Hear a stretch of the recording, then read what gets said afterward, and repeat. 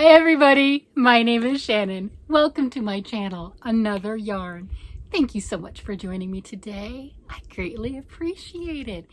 If this is your first time, you have come at a great time. Well, of course, any video you show up for would be a great time. If you've been here for a while, you know what's going to happen, right? Yeah, I'm going to talk about the thing that consumed me the most throughout the week.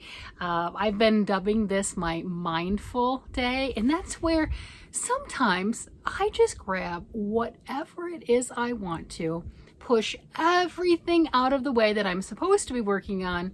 At least that's what I tell myself I'm supposed to do, because it's crafting. This is my hobby. I don't have like deadlines, but you know, we're human, and we put on these artificial deadlines and then beat ourselves up when we don't make them, which is crazy. So I'm trying to push away from that. Again, nobody's telling me I have to do it. It's all internal, right? We all have our things. We all have those pressures and those guilts and everything. No one else notices, but you're doing it to yourself. That's what I'm doing.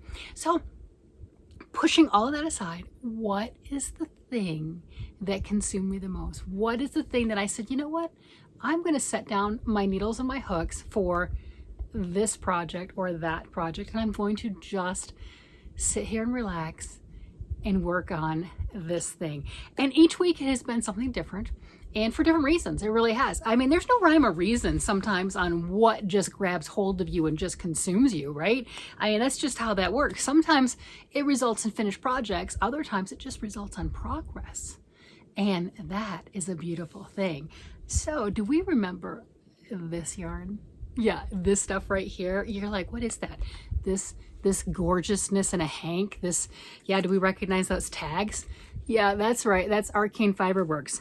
You know, I am not affiliated. I'm not. I don't get any money for talking about his stuff. I don't get anything else for talking about his stuff. I am just completely and totally smitten. And if you are easily swayed and easily influenced, don't go check out his website. I'm just saying, it is beautiful. And he is constantly putting out new photos, new inspiration photos, and new yarn colors. So if you're easily influenced, just don't do that. Don't go there. That's like being in a diet and going to a chocolate store. Just don't do it. I'm just, you know, there, you've been warned. That's your public service announcement. For everyone else, go check it out. Oh my gosh, he's got new colors. They are amazing. And my husband ordered this on the 6th of August, my birthday. Birthday's in August. And as soon as it arrived, gorgeous. He got this, and then he also got the colorway I Ain't Afraid of No Ghost. This is the Phoenix Rising. And of course he got fingering wet yarn, because evidently that is my favorite. It just is. It takes longer to work up, all of that other stuff, all the things, but it's just, you know, there's just something about it. It's just gorgeous. You know, it's like candy, you know, and I'm not eating a lot of candy. So there you go. It's my yarn.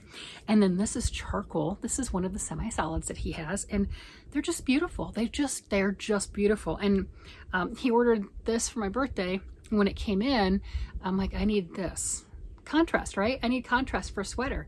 And he got me 5 of these. He didn't realize it, but he got me 5. And he said, so I can make a sweater for myself. Well, I wanted these to make a sweater for him.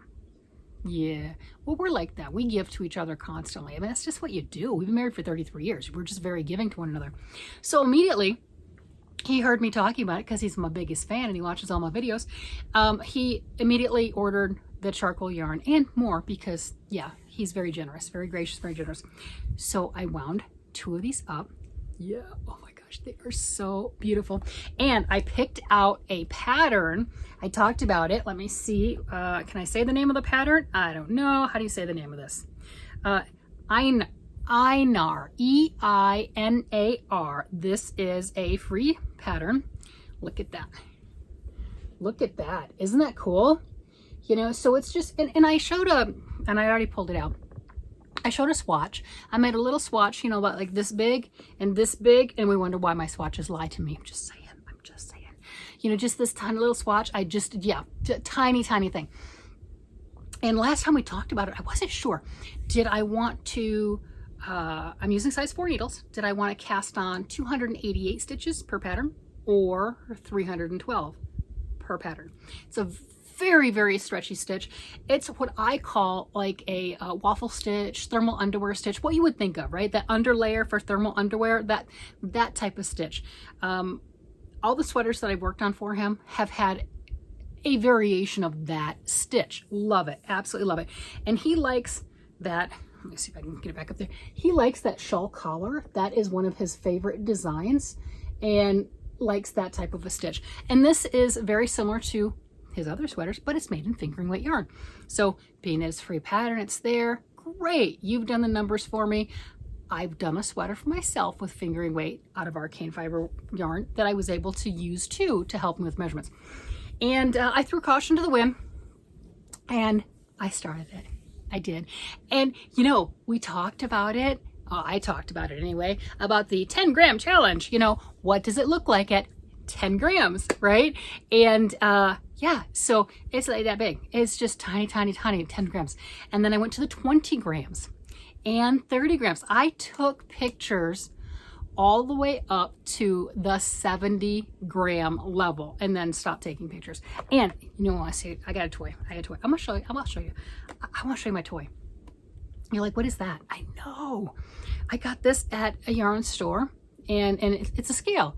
I already have a scale, but the grandkids always like to play with it and everything. So this is cute, this little whatever. I'm like, I want this. I did not realize this little scale is a tiny little scale. No, I'm not trying to sell you a scale. It's a toy and it's a gadget and I have to share my toys and gadgets. So see, it's got a little case and I drop it out of there and then, oh, uh-oh. It's okay, it just can't reach it. And then, you know, I got the little top thing. And then look at this. It's got the little cloth doohickey, right? Yay. And we push the little button on this side. Yeah. And that pops out and we can turn it on right here. Look at that. And it goes to the 100th of a gram. Yeah. If you were like naughty or something, you could use it for other things. But this does that. It goes up to 100 grams. That's the limit. So, you know, one skein of sock yarn. But remember when I was talking about the last time I brought this up, that on my little swatch, I had done 2 grams on that thing. And I wasn't sure if it was, because my other scale just goes in grams, which is fine.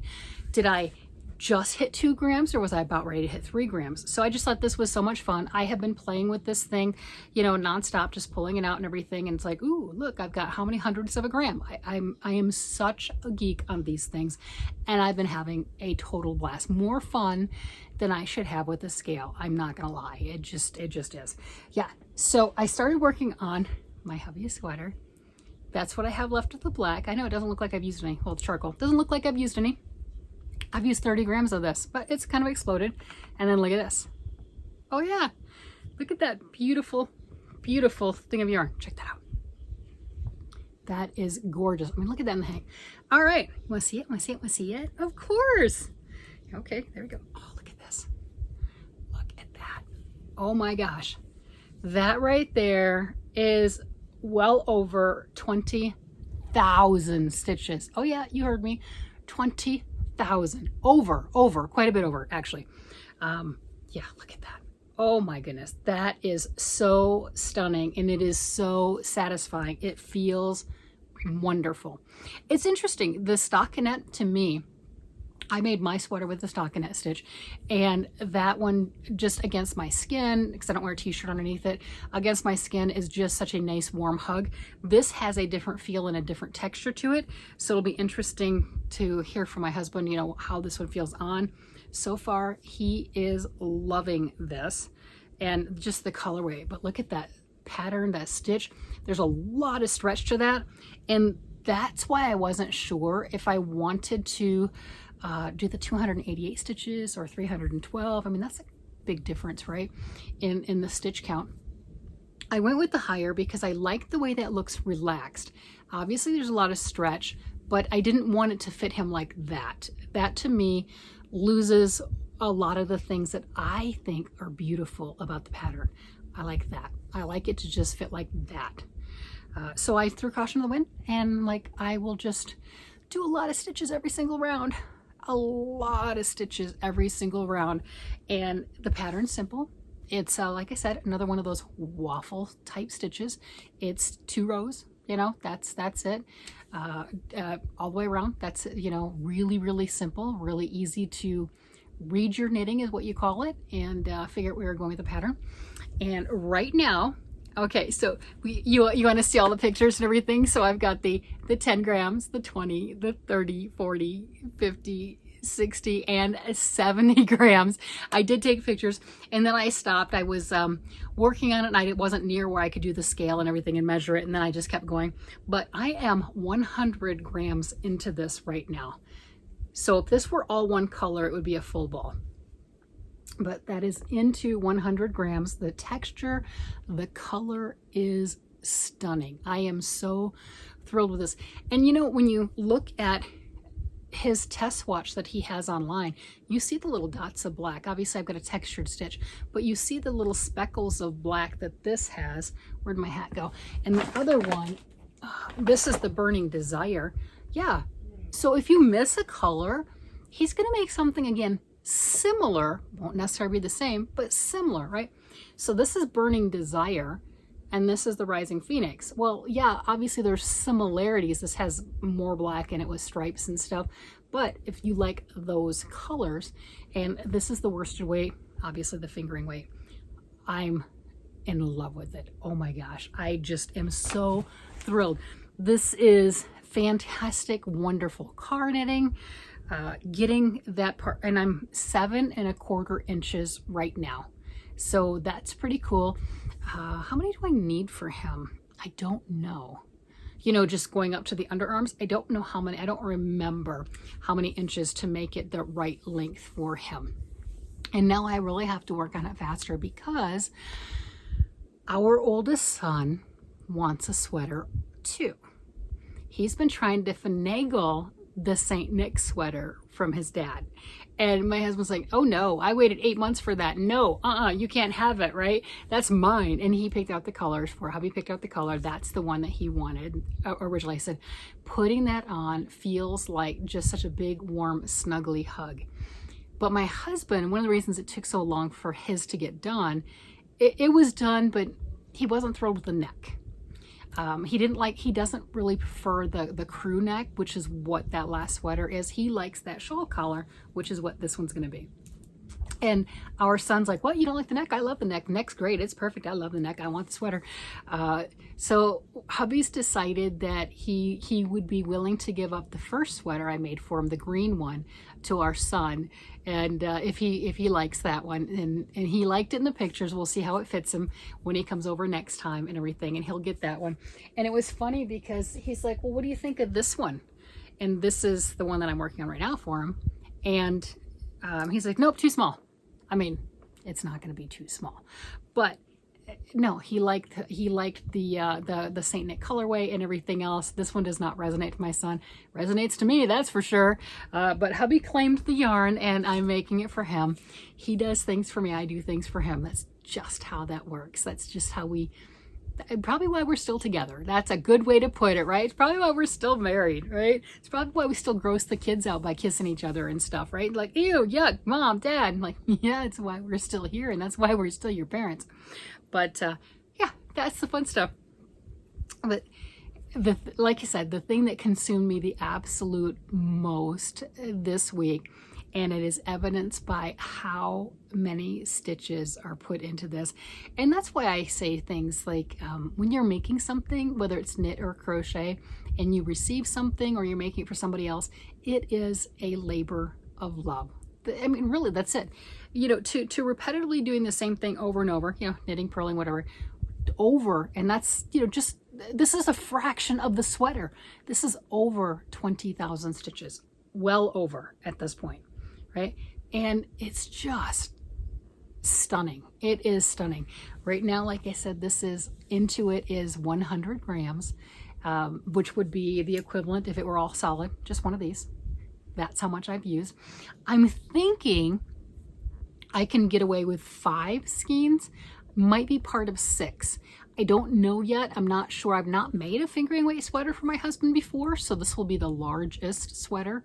I know from my sweater, I used four full hanks, and we did try my sweater on my husband, And we knew it wasn't going to fit. Of course not, right? And it stretches because material stretches. So he was able to get it on. It was too small up through here and, you know, all that stuff. But it gave me an idea of how much bigger I needed to make his. But it also tells me if that was 4 skeins and, you know, it looks like you're wearing somebody else's clothes because he was. But it gives me that idea of how much more I needed to add. So I know it'll be into the 5, maybe the entire 5th skein, that I don't know.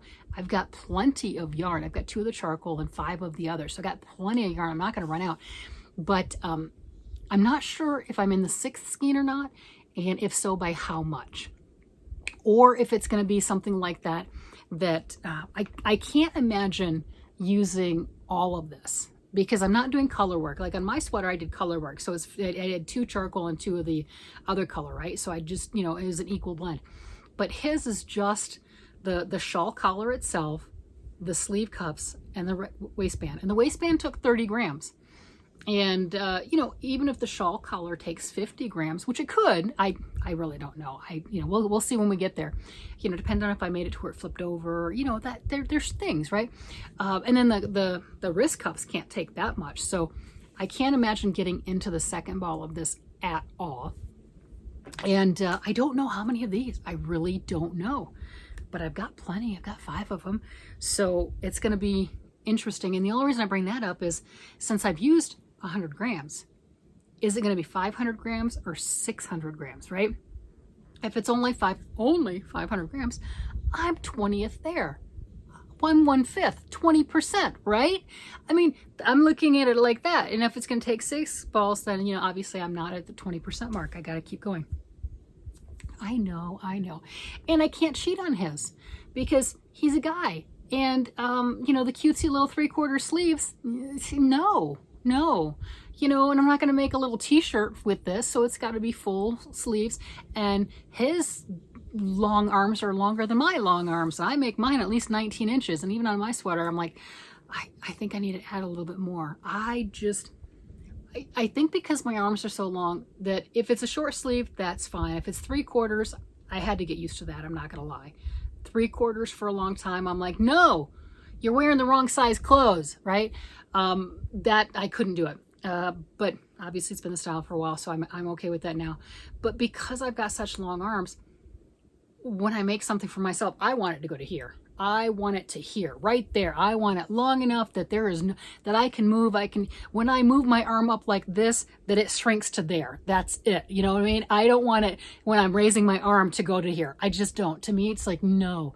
And I think it's probably because, younger time periods, hand-me-downs, different things like that, clothes didn't necessarily fit the best, right? And just in no fault of anyone's, I had long arms, right? Long arms, so it just didn't fit right. And that's one of the things. That's why I'm like, no, I have to make it longer. So mine, I put like 19 inches on, and his is longer. It's like, holy cow, that's a lot. I think on his green sweater, they're too long. It's funny.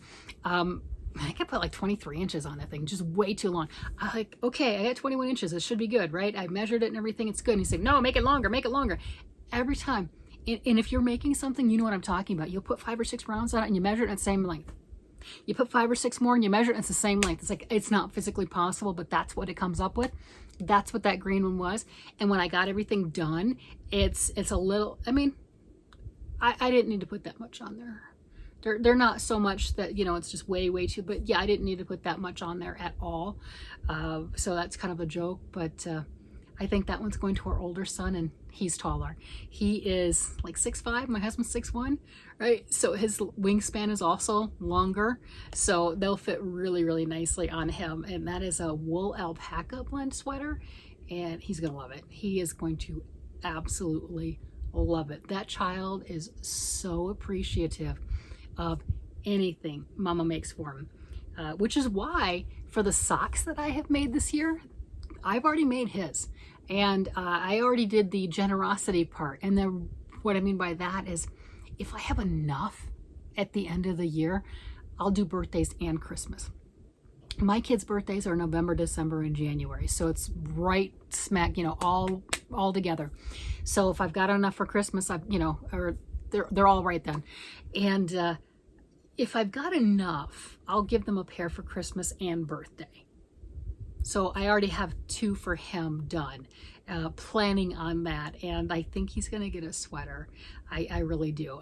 I'm really pleased with that. And the grandkids are getting in on it. They're starting to do the whole, Nana, can I have this? Like the 5-year-old, he'll be 6 in another month. He wants a top and pants. I don't know. The child could pull it off, right? You know, and we're commenting on it. It looks like a leisure suit, right? Because he picked out a mint green with iridescent sparkle. You know, I could do it. Kids are cruel though. You know what I'm getting at? You know, I'm like, I don't care. You know, you want to wear it, that's fine, but I don't know if he could handle that. But he could rock it. I know that. That child could rock anything he wants to. But so he's wanting that. Granddaughter, whose birthday is this week, she wants a new dress, and I don't blame her. It's been quite a while since I'd made a dress for her. And the other granddaughter, the oldest granddaughter, would like me to finish her sweater. I did work on it. I did. There's not a big difference on it, but I did grab it and everything, and I remember the color work, and I worked on it. And yeah, so it's interesting. They're all wanting in cycles and stuff, and it's a blessing. It really is, to have the family appreciate and value what I make, whatever I make, so much so that they ask for it, and they are really happy to get those things. And let's see, oh, granddaughter. We've got 2 of the grandkids all weekend. What a wonderful time. And for her, she doesn't know it yet, but Mama told us it's Stuffed Animal Day Monday. And that's like, okay, well, I'm going to let her pick out a stuffed animal to take with her to school. And hubby's like, well, you've got a headless thing. It's like, leave Layla alone. Layla's not leaving this house. No. And I could see my husband trying to encourage her to pick Layla. I'm like, no, Layla's been my headless love bug aunt for a solid decade. You can't have Layla. Layla's adorable. But yeah, I'll let her pick out something and everything, and she can take that to school with her for Stuffed Animal Day. It's pretty amazing being appreciated in such a manner. I've had the channel long enough, and I've read quite a few comments. Not everyone's in that position, and I am so sorry for that. I really, really am, because that is a wonderful thing. But you know what? Even if you don't have anybody that's in your physical sphere, like I do with my kids and everything, and the grandkids that like things, there are a lot of places, if you really wanted to make something and to donate it, where you'll know in your heart that it is loved and appreciated. So even if you don't have somebody physically right there, you can always find somebody that you can always donate something to. And if you're like me, you can make up stories in your head, because I tell you what, the blankets I'm making for Boggy Creek, every single one of them has at least 10 stories, because I picture in my head what the child's like that gets it, and each time same blanket, and I got like 10 different stories with different kids. It's weird. But I have the stories that I just, great imagination, think of in my head, and how appreciated they will be. And I mean, it brings me joy. Will I ever see the child? Probably not. And if I did, would I recognize that that child got a blanket I gave them? Probably not. Doesn't stop me from, just my heart swells. It just absolutely swells. So even if you don't have somebody physically right there, don't mourn it. That's okay. Go find your tribe, find your person, find your cause, or whatever. You can find somebody, you can, that will appreciate you and the things that you make for the beauty that they are, and the love and the kindness that you put in every single stitch. And that is oh so important. And I really think that the people that we make things for, whether we've ever met them or not, can feel that. They can feel that love that we put forth. And at least that's one of my stories. I'm just saying, like I said, I got lots of them. They're just, if you're running out of stories, you tell me. I will tell you one of mine, and we'll get through this, right? It's just the fun stuff.